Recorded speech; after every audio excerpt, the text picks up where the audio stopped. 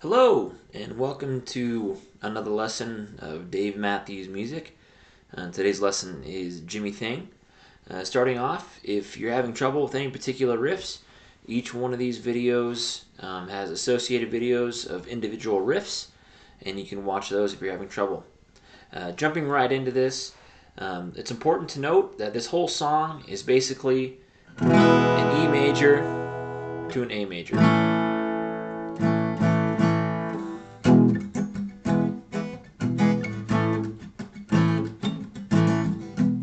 That's the whole entire song, outside of the fills and transitions, which are minimal.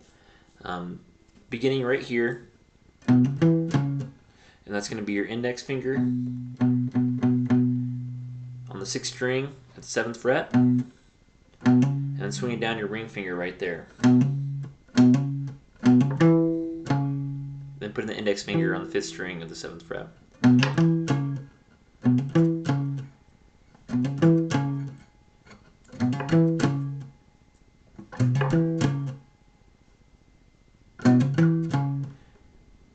And there's the beginning.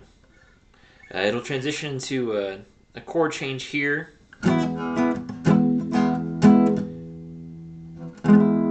you can play that right there. It's a pretty cool open chord.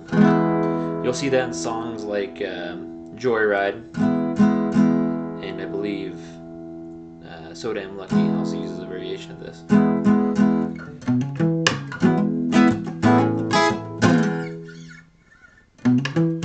What you're doing is, you're just doing a hammer-on right there with your ring finger and keeping these chords open, and you're fretting these strings right here with your index. All of them, actually, I think.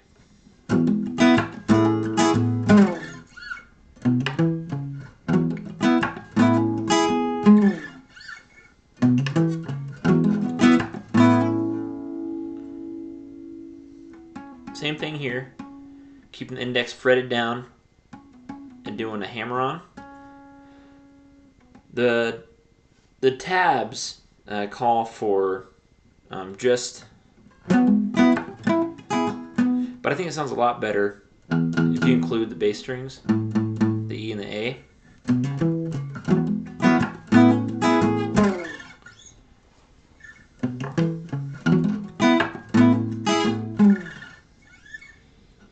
Hammer on, hammer on.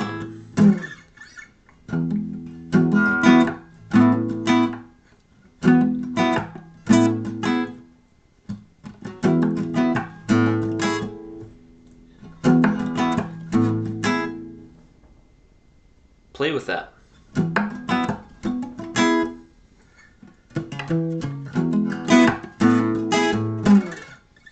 And then you're kind of sliding from an 11 right there.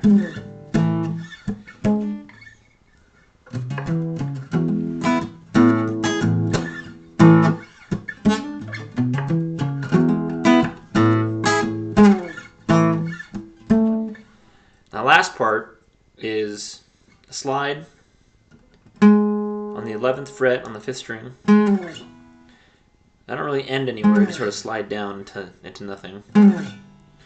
An A, and then another little A double stop.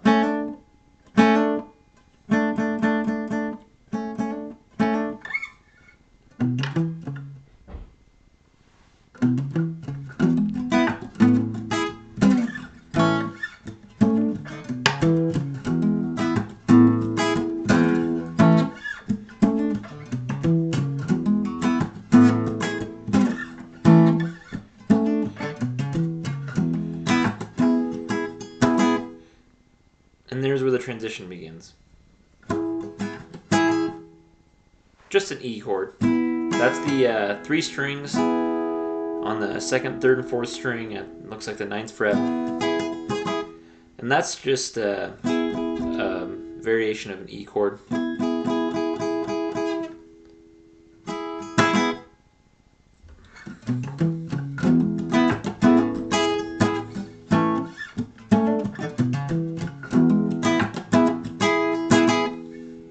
that's it. And then that's when you transition to a D up here.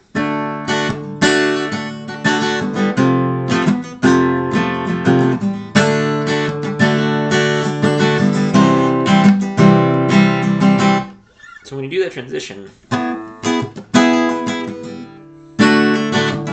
just regular D chord, full bar to F chord, open C chord shade.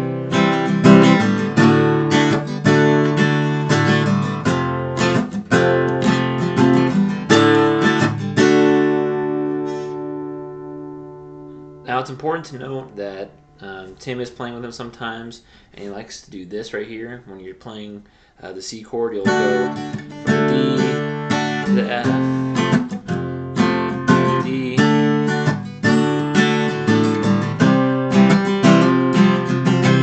and you'll put that pinky down.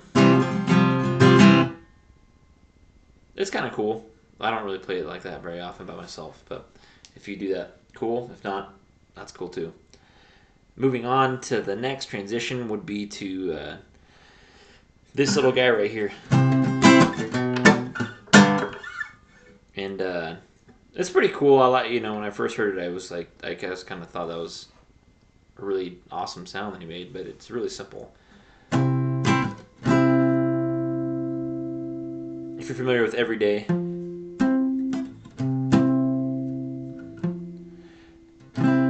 it's just that chord right there. Index finger at the 8th fret, 6th string, your ring finger at an octave, and then your middle finger right there, just a half step higher on the 3rd string. It's basically an incomplete bar chord, just minus that 5th. And then he plays this little guy right here. It's just 2 strings. That's a chord you see a lot in like Lion R. Graves, Gray Street, things like that. He plays it like this from what I've seen in his acoustic performances with his index finger and his middle finger. Again, that's the index finger here. And then on the 3rd string at the 7th fret, your middle finger. I like to play it like this sometimes because I think it's easier. And you'll play it like that too, I bet. Depending on how you're feeling. It's actually just one note right there.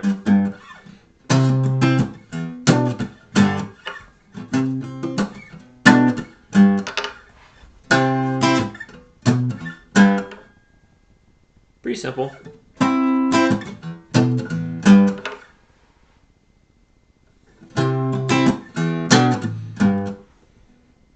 And that's the whole transition.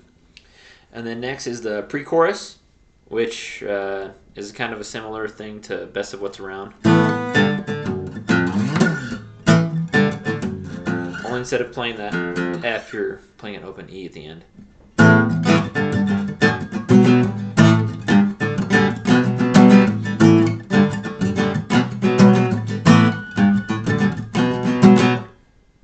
A,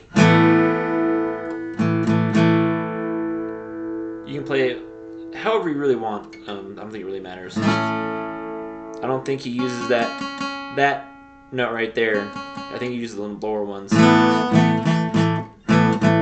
Right there. I like to play it with just my index finger. Because if you have control of your strumming, you don't really need to worry about what you're fretting.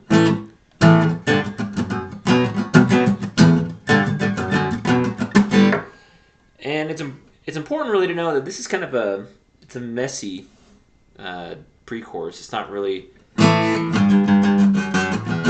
full of beautiful openness. It's kind of a hand-muted percussive.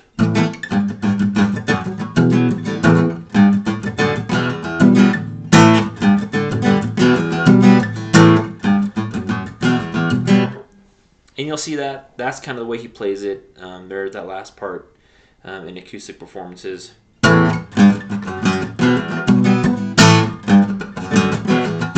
with kind of a hard first hit on that A. And the last part, the last chord, because you're going from an A to a G flat. This guy right here is an open E.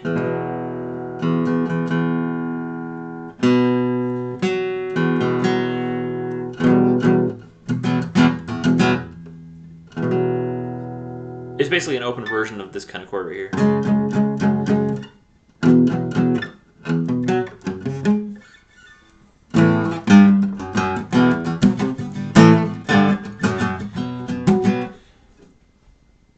That one I probably think is the most difficult part of the song, just because it's never the same.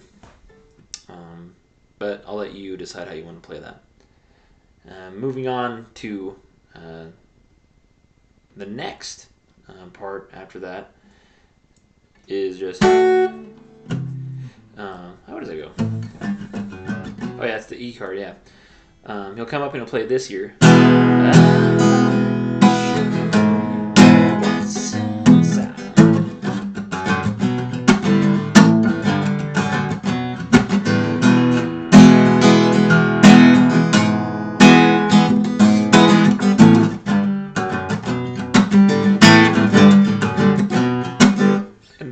That, from a technical standpoint, or practical standpoint, or other standpoints, I don't know, might be the hardest for you, because that pinky stretch doesn't come easy. Easy to get air, but to keep all the strings playing open at the same time is probably the hard part.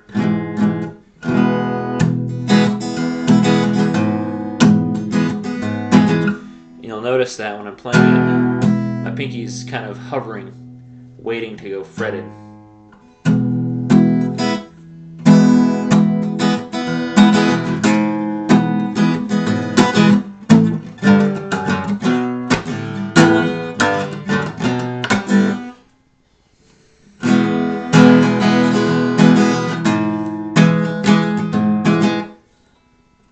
So practice that. And then to go back into the verse, he'll just play the E chord.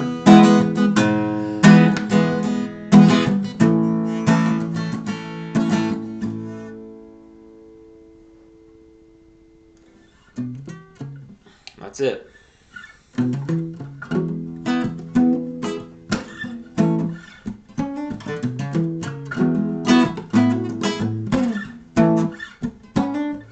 Now, for a little bit of a couple extras for people who are already familiar enough with the song to play it, and you just need to practice it. If you're jamming with someone else, you'll often see Dave and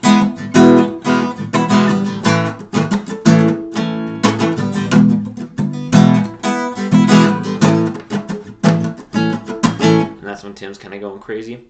There's another one that I've heard. I haven't seen it the way he plays it, but this is what it sounds like when he's kind of using a G as a turnaround, and it goes like this.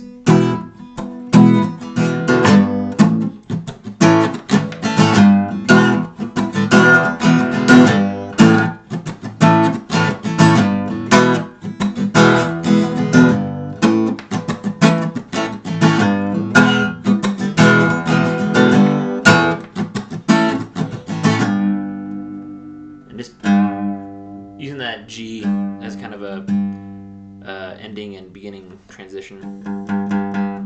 It sounds cool, and I'm pretty sure that's the way he played it in Luther College, but you can't see because they never filmed Luther College, so you don't know. But it's fun, and if you're playing with someone else, it sounds pretty cool. There's some other things that he does. I believe you might see this in the Luther College one. I can't remember off the top of my head, but I know he was playing it in the 90s. What became Pantala Magapampa.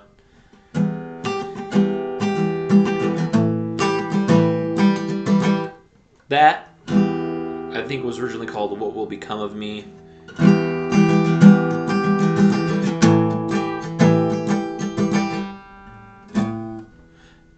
And that is something that is also featured in the So Damn Lucky, I'm pretty sure.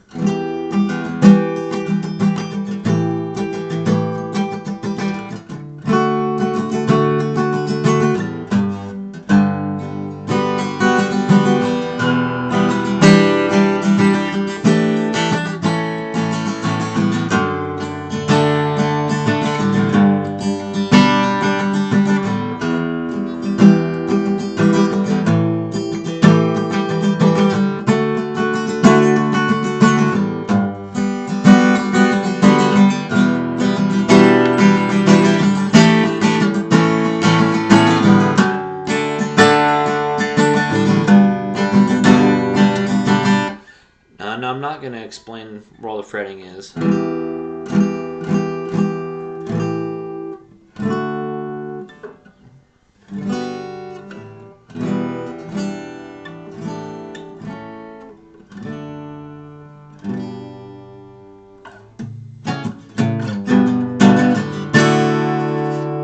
But you can play that if you want to. It's an older way to play it, and I don't think he's really done it in a long time. But have fun with it. If you have any questions, PM me or send me a request, and we'll see you next time.